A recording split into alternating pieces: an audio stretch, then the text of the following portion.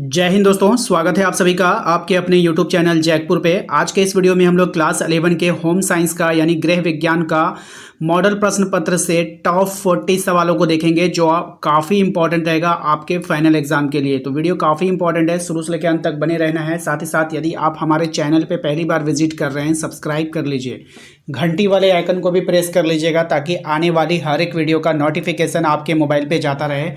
चलिए देखते हैं। सबसे पहला सवाल आपके स्क्रीन पर आ चुका है।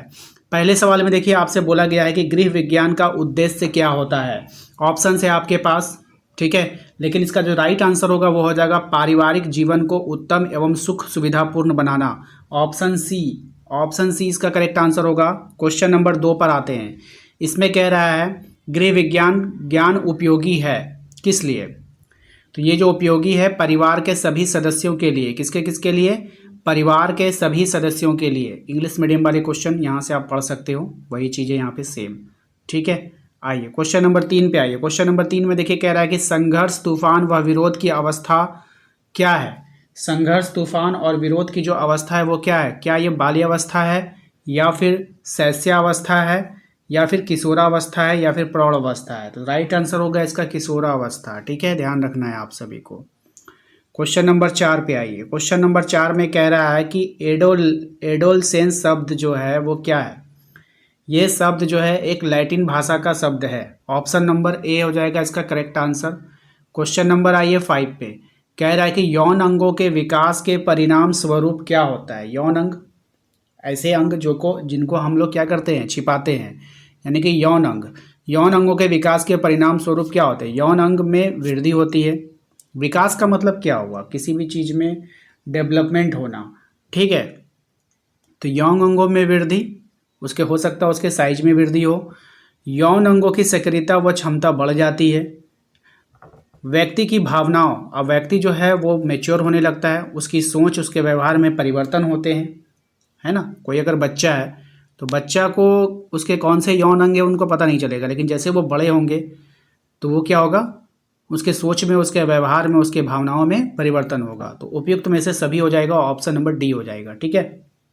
क्वेश्चन नंबर आते हैं 6 में। कह रहा है कि प्रारंभिक किशोरावस्था में किशोर हो जाते हैं। कैसे हो जाते हैं किशोर? अंतर्मुखी, बहिर्मुखी, उभयमुखी या फिर सूर्यमुखी। तो देखिए राइट आंसर हो जाएगा इसका अंतर्मुखी। क्या हो जाते हैं? अंतर्मुखी हो जाते हैं। ऑप्शन नंबर ए हो जाएगा।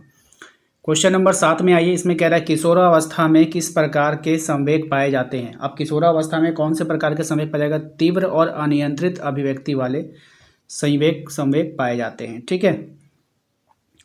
क्वेश्चन नंबर आते हैं हम लोग 8 पे। इसमें कह रहा है संज्ञानात्मक विकास की कितनी अवस्था होती है, ठीक है। तो इसके जो होती है ये 4 अवस्था होती है, याद रखिएगा। क्वेश्चन नंबर आते हैं 9 पे। इसमें कह रहा है आपके किशोरावस्था में व्यवसाय के उचित चुनाव के लिए आवश्यक क्या है। तो अभिरुचि तथा व्यावसायिक परामर्शदाता की राय। मतलब आप किशोर हो गए हैं, ठीक है, अब आपको कोई व्यवसाय करना है तो वहाँ पर आपको चुनाव करने के लिए क्या आवश्यक है कि आपकी अभिरुचि होना चाहिए। आप कौन सा काम कर रहे हो उसमें आपकी अभिरुचि होना चाहिए। व्यावसायिक परामर्शदाता यानी कि आप कोई भी बिजनेसमैन का जो सजेशन देने वाले हैं उनसे आपको राय मशवरा जरूर कर लेनी चाहिए। ऑप्शन सी हो जाएगा इसका राइट आंसर। आइए क्वेश्चन नंबर आते हैं 10 पे। इसमें कह रहा है कि किशोरावस्था में एनीमिया से बचाव के क्या उपाय हैं, यानी कि खून की कमी ना हो आपके शरीर में। तो ऐसा ज़्यादातर लड़कियों में देखा जाता है कि किशोरावस्था में उनको एनीमिया ना हो, ठीक है, क्योंकि किशोरावस्था में लड़कियों में बहुत से परिवर्तन आते हैं। अब उनको क्या करना चाहिए? व्यायाम करना चाहिए, विश्राम करना चाहिए, संतुलित पौष्टिक लौह लवण युक्त आहार ग्रहण करना चाहिए। क्या करना चाहिए? देखिए इसका जो राइट आंसर होगा ना वो ये हो जाएगा। एक तो संतुलित पौष्टिक आहार उनको लेना चाहिए। लौह लवण युक्त, लवण मतलब आयरन, आयरन लेने से क्या होता है, एनीमिया खून की कमी दूर होती है, ठीक है। आहार ग्रहण करना चाहिए। तो ऑप्शन सी इसका करेक्ट आंसर हो जाएगा। क्वेश्चन नंबर आते हैं 11 पे। कह रहा है आपसे जन्मजात व्यक्ति भिन्नता के लिए प्रमुख रूप से कौन सा कारक जिम्मेदार है। सही जवाब इसका क्या होगा देख लेते हैं, और भी ऑप्शंस होंगे आपके पास। तो अनुवांशिकता हो जाएगा इसका, ठीक है, ऑप्शन नंबर बी हो जाएगा। क्वेश्चन नंबर आते हैं 12 पे। कह रहा है व्यक्तिगत भिन्नता का प्रमुख कारण क्या है। व्यक्तिगत भिन्नता का जो प्रमुख कारण है वो अनुवांशिकता और पर्यावरण हो जाएगा। ऑप्शन नंबर ए हो जाएगा। क्वेश्चन नंबर आते हैं 13 पे। किशोर के विकास में महत्वपूर्ण योगदान होता है। किसका योगदान होता है? परिवार का, व्यवस्था का, साथी समूह का, या फिर और एक ऑप्शन छूटा हुआ है इसमें, कहाँ पे, इनमें से सभी। ठीक है, तो देखिए यहाँ पे जो राइट आंसर हो जाएगा किशोर के इसमें होगा तो तीनों हो जाएगा, यानी कि इनमें से सभी हो जाएगा। ठीक है ना। आइए क्वेश्चन नंबर आते हैं हम लोग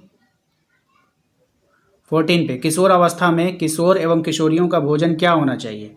किशोरावस्था में किशोर और किशोरियों का जो भोजन होना चाहिए, सभी पोषक तत्वों, ठीक है, सभी पोषक तत्वों से भरपूर पर्याप्त मात्रा में होना चाहिए। ओके, क्वेश्चन नंबर आते हैं हम लोग 15 पे। मोटापे की स्थिति में क्या होना चाहिए? मोटापे की स्थिति में वसामय ऊतकों में वसा की मात्रा एकत्र हो जाती है। ठीक है, फैट जमने लगती है। ठीक है, क्वेश्चन नंबर आते हैं हम लोग 16 पे। धूम्रपान सर्वाधिक प्रतिकूल प्रभाव पड़ता है। धूम्रपान जो मतलब होता नहीं, जो धुआं वाला जो नशा लोग करते हैं ना, जैसे सिगरेट पीते हैं और भी बहुत सारी चीज़ें होती है जिनसे धुआं निकलती है, हुक्का हो गया, ये सब धूम्रपान में आता है। तो ये सब जो है आपका श्वसन तंत्र को प्रभावित करता है, हमारे सांस वाले जो नली होती है उसको प्रभावित करती है।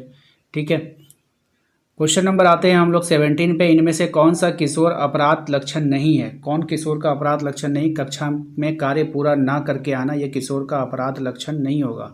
लेकिन अगर चोरी करते हैं, मद्यपान करते हैं, तोड़फोड़ करते हैं तो ये आपका अपराध में आता है, यानी कि जुर्म में आ जाएगा। क्वेश्चन नंबर आते हैं हम लोग 18 पे। जनसंख्या शिक्षा का प्रमुख रूप से संबंध है। जनसंख्या शिक्षा का प्रमुख रूप से जो संबंध है वो किससे है? तो जनसंख्या की स्थिति से है। ऑप्शन नंबर सी हो जाएगा। क्वेश्चन नंबर आते हैं 19 पे। स्वास्थ्य का आयाम क्या है? स्वास्थ्य का जो आयाम है वो हो जाएगा आपका ऑप्शन नंबर डी, शारीरिक, मानसिक, सामाजिक, ये सभी हो जाएगा। ठीक है, याद रखना है। क्वेश्चन नंबर आते हैं 20 पे। पौष्टिक तत्व नहीं है इसमें। कौन पौष्टिक तत्व नहीं है? तो ये जो आपका प्रोटीन, कार्बोहाइड्रेट, खनिज लवण, ये सब पौष्टिक है, लेकिन आहार जो है वो पौष्टिक तत्व नहीं आता है इसमें। ठीक है, क्वेश्चन नंबर आते हैं 21 में। कह रहा है अपर्याप्त पोषण के लक्षण क्या है? अपर्याप्त पोषण का जो लक्षण है वो क्या हो जाएगा? शरीर में जैसे कि भार की कमी हो रही है, सही बात है। रक्त की भी कमी होगी, सही बात है। शरीर में रोग प्रतिरोधक क्षमता का ह्रास होगा, यानी उसका भी कमी हो जाएगा, सही बात है। तो इनमें से सभी हो जाएगा, right answer option number D हो जाएगा। ठीक है, क्वेश्चन नंबर आते हैं 22 पे कि ऊर्जा उत्पन्न करने वाले पोषक तत्व क्या हैं? ऊर्जा उत्पन्न करने वाले जो पोषक तत्व हैं आपको बताना है किससे आपको जो ऊर्जा मिलती है। तो कार्बोहाइड्रेट से आपको क्या मिलेगा? ऊर्जा मिलेगा। क्वेश्चन नंबर आते हैं 23 में। कह रहा है सुरक्षात्मक पोषक तत्व क्या है? आपको सुरक्षा देने वाला पोषक तत्व क्या है? तो वो हो जाएगा आपका विटामिन। विटामिन जो है आपको क्या करता है? प्रोटेक्ट करता है। क्वेश्चन नंबर 24 में आते हैं। आयोडीन की कमी से होने वाला बीमारी कौन सा है? रोग कौन सा है आपको बताना है। तो घेगा रोग जो है आयोडीन की कमी से होता है, याद रखना है। क्वेश्चन नंबर आते हैं 25 में। विटामिन ए अधिक मात्रा में पाया जाता है। किस में पाया जाता है विटामिन ए? आपको बतानी है। यहाँ पे देखिए 4 ऑप्शन है।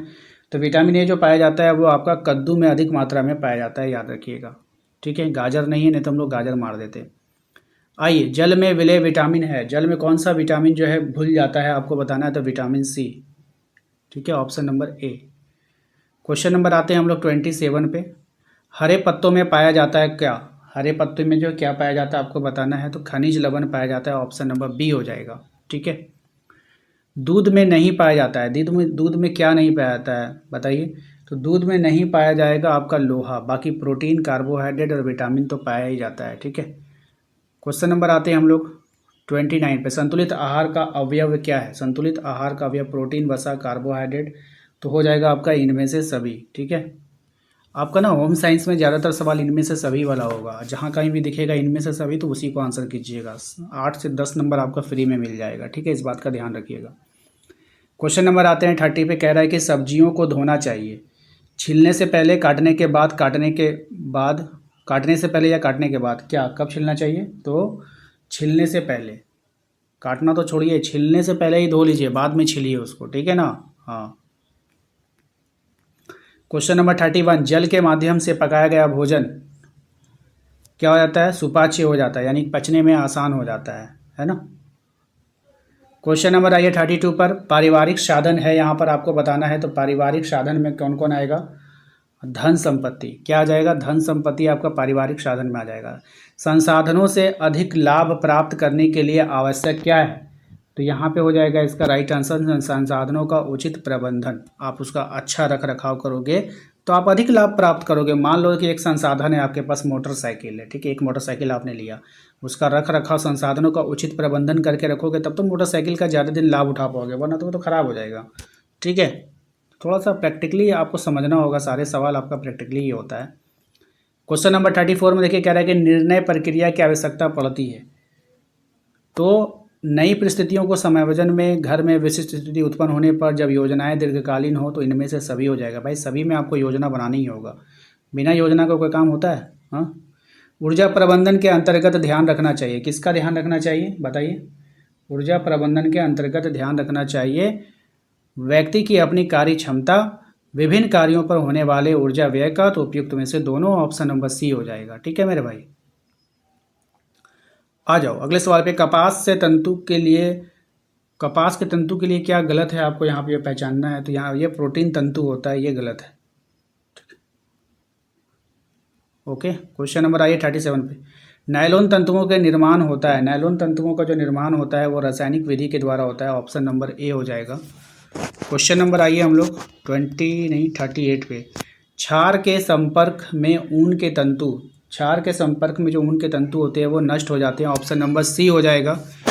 क्वेश्चन नंबर 39 पे, निम्नलिखित में से कौन सा मिश्रित वस्त्र है आपको पहचानना है। तो यहाँ पर हो जाएगा इसका कॉट्स वूल, टेरी सिल्क, टेरिकॉट्स, इनमें से सभी हो जाएगा। मैंने आपको बोला है कि जब कभी भी इनमें से सभी आपको दिखेगा परीक्षा में तो उसी को आंसर कीजिएगा, सही हो जाएगा आपका।